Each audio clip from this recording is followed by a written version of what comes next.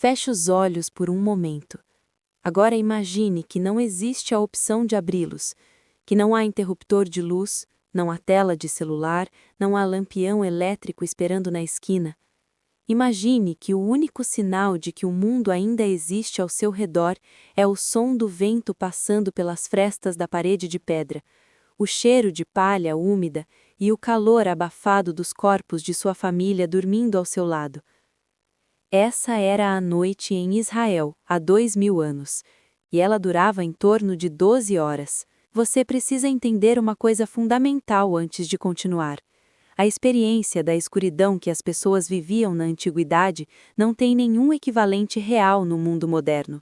Quando falamos de escuro hoje, falamos de uma cidade sem luz artificial às 3 da manhã, onde ainda assim a luz de um poste distante atravessa a janela, onde o display do roteador pisca verde no canto do quarto, onde a lua e as estrelas iluminam o suficiente para você enxergar a silhueta dos móveis.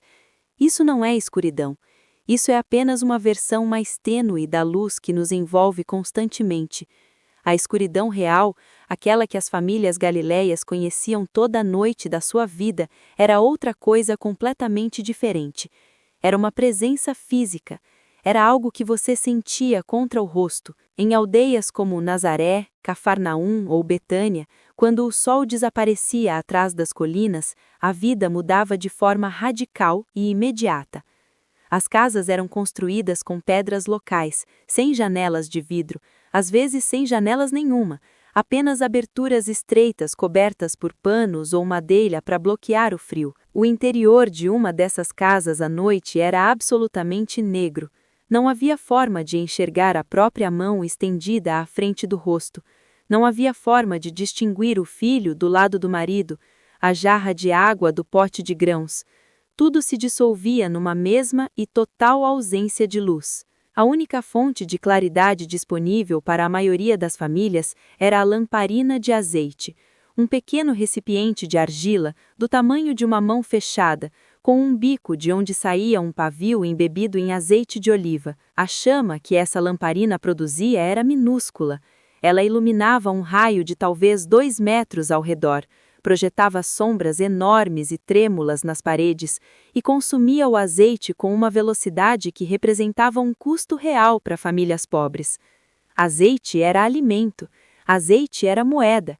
Queimá-lo apenas para não ficar no escuro era um luxo que nem todos podiam sustentar por toda a noite. É por isso que Jesus, ao falar sobre as 10 virgens esperando o noivo, mencionou aquelas cujas lamparinas apagaram. O público que o ouvia sabia exatamente o que aquilo significava, sabia na pele. Quando a lamparina apagava, e frequentemente apagava, a família ficava entregue à escuridão completa. E aqui é onde a psicologia se torna inseparável da história, porque a escuridão não era apenas um inconveniente físico, ela era habitada. Na mente coletiva do primeiro século, a noite era o tempo dos espíritos, dos demônios, das forças que percorriam o mundo quando Deus, metaforicamente, não estava olhando. Os textos judeus da época estão repletos de referências às criaturas da noite, aos perigos que espreitavam nas horas das trevas. Isso não era superstição ingênua. Era a tentativa de dar nome e forma a algo que o ser humano experimenta de forma universal quando privado de luz, o medo do desconhecido que se expande infinitamente ao redor. Uma criança nascida nessa cultura aprendia desde cedo a habitar esse medo de uma forma muito específica. Ela aprendia que a noite era o tempo de ficar quieta, de ficar dentro, de ficar junto.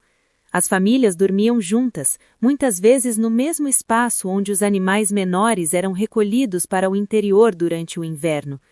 Não era apenas uma questão de calor, embora o calor dos corpos fosse essencial nas noites frias de Galileia. Era também uma questão de segurança psicológica. Estar no escuro sozinho era algo que os adultos evitavam. Estar no escuro acompanhado era, ao menos, suportável. Pense no que isso fazia com a percepção do tempo. Sem relógio, sem luz, dentro de uma casa de pedra fechada, a noite se tornava elástica e desorientadora.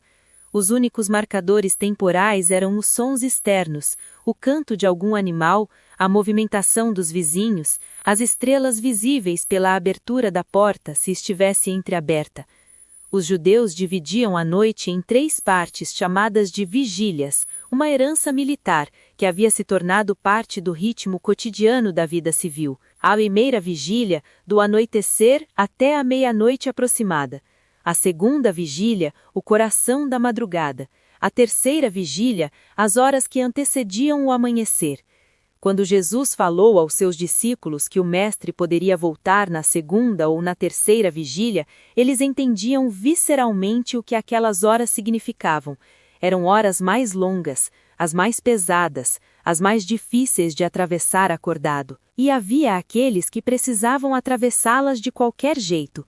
O pai de família que acordava antes do amanhecer para preparar os animais para o campo, a mulher que precisava amassar o pão ainda no escuro para que estivesse pronto quando o sol subisse, o pastor que dormia no campo com suas ovelhas, sem paredes de pedra, sob o céu aberto, com apenas o fogo como fronteira entre ele e a escuridão ao redor. O fogo do pastor não era luxo nem romantismo, era proteção real.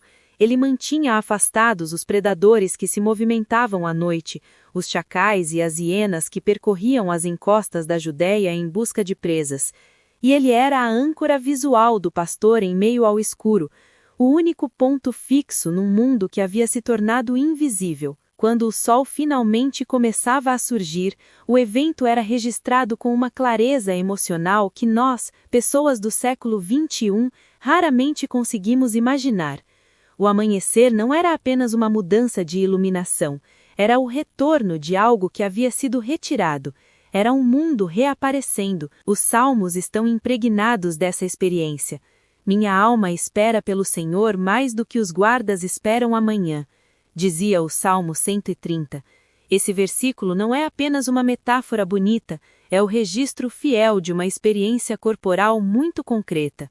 Os guardas que faziam vigília na escuridão conheciam aquela espera de dentro, sabiam o que era contar as horas até que a luz voltasse, e a comparação funcionava porque todos que ouviam também sabiam. Há algo profundamente revelador nesse contexto quando pensamos nas palavras de Jesus.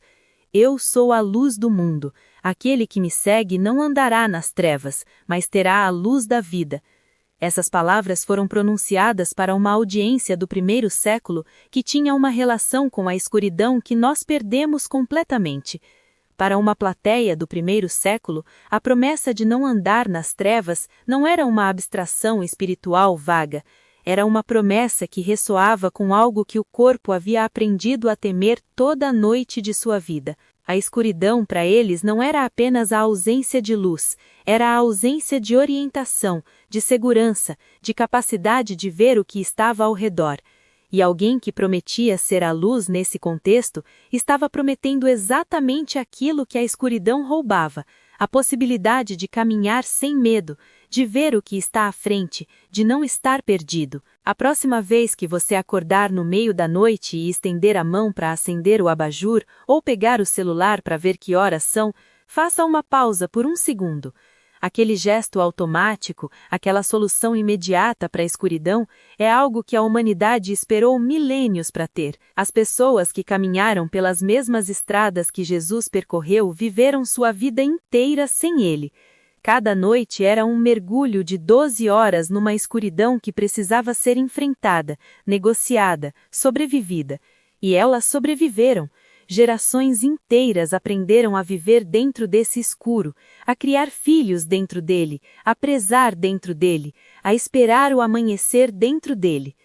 Talvez seja impossível entender completamente o que isso moldou nessas pessoas, mas tentar entender já é uma forma de aproximação, já é uma forma de olhar para a humanidade que existia por trás dos textos sagrados e reconhecer.